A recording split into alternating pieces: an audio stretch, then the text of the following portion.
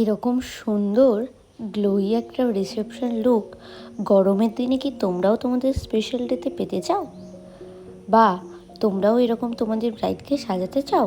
হ্যাঁ, আজকে এই ব্রাইডের রিসেপশন লুকে আমি কিভাবে সাজালাম তার ফুল টিউটোরিয়াল নিয়ে চলে এসেছি। তো দেখো, এখানে গিয়েই আমি প্রথমে ব্রাইডের ফেস ক্লিন করে মেকআপ করা স্টার্ট করে দিয়েছি। আর প্রত্যেকটা প্রোডাক্ট স্টেপ বাই স্টেপ আমি তোমাদের সাথে শেয়ার করেছি। আর এখানে দেখো হাসাহাসি হচ্ছে, আমি অ্যাফ্লেয়ারজার ম্যাজিক ড্রপটা ফিঙ্গার টিপে করে প্রেস করে একদম বের করতে পারি না, আমার আঙুলে খুব যন্ত্রণা হয়। তো ওরা বলছে তুমি আঙুল মজবুত করো, অ্যাফ্লেয়ারজার কৌটো ঢিলে করবে না। তো সেই জন্য একটু হাসাহাসিও চলছে। এরপর আমি স্টেপ বাই স্টেপ কাজ করছি, প্রত্যেকটা স্টেপের সব কিছুই কিন্তু দেখিয়েছি, কোনোটা বাদ দিয়ে যায়নি। তো তোমরা প্রোডাক্টগুলো লক্ষ্য করো, তোমরা দেখতে পাবে। আর এইখানে একটা কথা বলে রাখি, আমরা অনেকে কি করে থাকি, ব্রাইড হয়তো এসিতে বসে রেডি হচ্ছে, সেই জন্য আমরা এসিতে থাকলে যেভাবে মেকআপ করতে হয় সেইভাবে করে ফেলি। কিন্তু এটা ভাবতে হবে, ব্রাইড সাজের পরে তার লজে অনুষ্ঠান হোক বা তার বাড়িতে, যেখানে সবচেয়ে বেশি টাইম কাটাবে, সবচেয়ে বেশি টাইম স্পেন্ড করবে, সে রিসেপশন ব্রাইড হোক বা বিয়ের দিনের মেকআপের ব্রাইড হোক, সে যেখানে থাকবে সেখানের ওয়েদারটা কেমন সেটা ভেবে কিন্তু আমাদের মেকআপ করা উচিত। কারণ আমি যদি এসিতে থাকার সময় এসিতে থাকার মতো মেকআপ করে দিই, আর তারপর যদি ব্রাইড একটা ফ্যানের সামনে শুধু থাকে, তাহলে কিন্তু আমরা এসিতে থাকার জন্য যে এক্সট্রা ময়েশ্চারাইজ বা যে পার্টগুলো করে থাকি, তার জন্য মেকআপ নষ্ট হয়ে যেতে পারে পরে। তো এটা তোমরা সবসময় আগে জেনে নেবে, ব্রাইড যেখানে বসবে সেখানে কোনো কুলার বা এসির ব্যবস্থা আছে কি না, বা শুধু ফ্যান কিনা। তো সেই মতো করে তোমরা মেকআপটা করবে, আমি তো সেই মতন করেই করি। আর এখানে দেখো, আমি পুরো আই মেকআপ টিউটোরিয়ালটাই তোমাদের সাথে শেয়ার করেছি।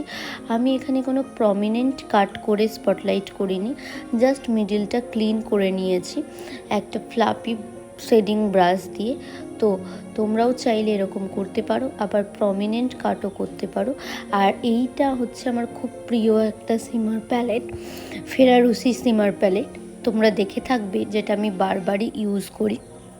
আর এখানে ওকে সুন্দর করে কাজল পরিয়ে স্মাচ করে আমি বা চোখের নিচটা করে নিচ্ছি। আমার সেই দিনকার ব্রাইড, আমি যখন সাজাচ্ছিলাম ওকে, ও কুলারের সামনে ছিল, কিন্তু আফটার সাজ ওর লজে কোনো রকম এসি বা কুলারের ব্যবস্থা ছিল না, শুধুমাত্রই স্ট্যান্ড ফ্যান ছিল। ভাগ্য আমার ভালো ছিল, বিকজ সেদিন ওয়েদারটা একটু হলেও খুব গরমের থেকে কম ছিল, কারণ সেদিন প্রচুর বৃষ্টি হয়েছিল। নয়তো ও যখন বুকিং করেছিল তখন থেকেই বলেছিল যে ও প্রচণ্ড পরিমাণে ঘামে। তো আমি পরের দিন ওর থেকে রিভিউ নিয়েছিলাম যে ওর মেকআপ অ্যাজ ইট ইজ ছিল, হয়তো ওয়েদারটা একটু ভালো ছিল আর ঠিকঠাক টেকনিকে মেকআপটা হয়েছিল। তাই আমাদের এগুলো সত্যি একটা টেনশন থাকে যে আমরা শুধু কাজ করে বেরিয়ে চলে এলাম, সেটা কখনোই নয়। তার মেকআপটা পরের দিন পর্যন্ত থাকলো কি না, মেকআপটা তাদের সবার ভালো লাগলো কি না, এটা কিন্তু অবশ্যই আমাদের একটা দায়িত্বের মধ্যে পড়ে। আমি তো মনে করি এটা, যে আমি করে বেরিয়ে এলাম তার মানে আর সেটার আমি খোঁজ নেব না, এটা কখনোই নয়। আমি সব সময় পরের দিন খোঁজ নিয়ে থাকি আমার ব্রাইডের থেকে, যদি সে নিজে কিছু না বলে থাকে। আর এখানে দেখো কতটা গ্লোই হয়ে গেছে মেকআপটা।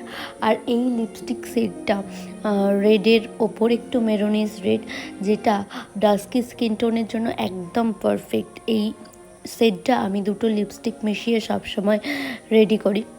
তো এই দেখো, এখানে আমাদের ব্রাইডের ফুল লুক কমপ্লিট হয়ে গেছে।